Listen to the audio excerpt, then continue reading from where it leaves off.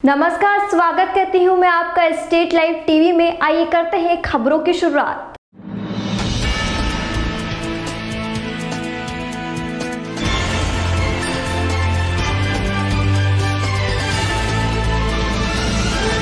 आदिवासी समुदाय को एक मंच पर लाने के लिए राजधानी भोपाल में बड़ी बैठक का आयोजन किया जाएगा, जिसमें पूर्व मुख्यमंत्री कमलनाथ मौजूद रहेंगे। बैठक के बारे में विस्तृत जानकारी देते हुए पूर्व कमिश्नर व सलाहकार DS राय ने बताया कि दूसरे क्षेत्र एवं समुदाय की तुलना में आदिवासी वर्ग का विकास कम हुआ है। सरल व्यवहार के कारण लंबे समय से आदिवासी वर्ग का शोषण होता आ रहा है।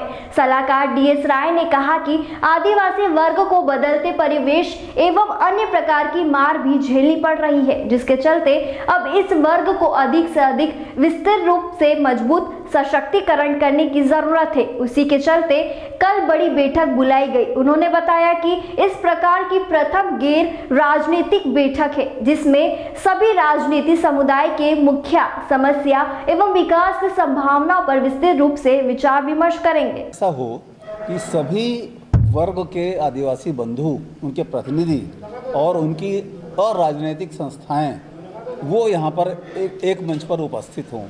ये प्रयास का विचार मन में आया। अब आप यदि देखेंगे ध्यान से तो मध्य प्रदेश में अभी तक जितने मुख्यमंत्री हुए हैं उसमें कमलनाथ जी जो है वो एक आदिवासी ज़िले से आते हैं, छिंदवाड़ा से।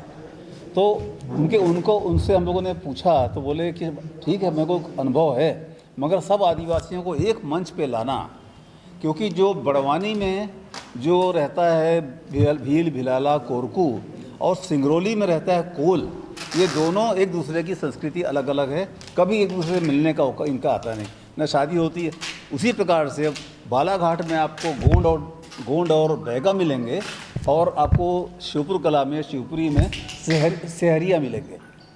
छिंदवाड़ा में एक भरिया नाम की अनुसूचित जनजाति होती है। इन सब को ऐसी लगभग 100 संस्थाएँ हैं आदिवासियों की संगठन जो अराजनीतिक हैं। तो उनके अध्यक्ष और सचिव या उनके प्रतिनिधियों को हम लोगों ने कल मानस भवन में बुलाया है और वो अपनी विकास पर और समस्याओं पर चर्चा करेंगे। ऐसा हम लोग का मानना है कि जो विकास की दौड़ में सबसे पहले सवर्ण आते हैं, उसके बाद OBC आते हैं, उसके बाद SC आते हैं और आखिरी में ST आते हैं। विकास का सबसे कम लाभ ST को मिल पाया है।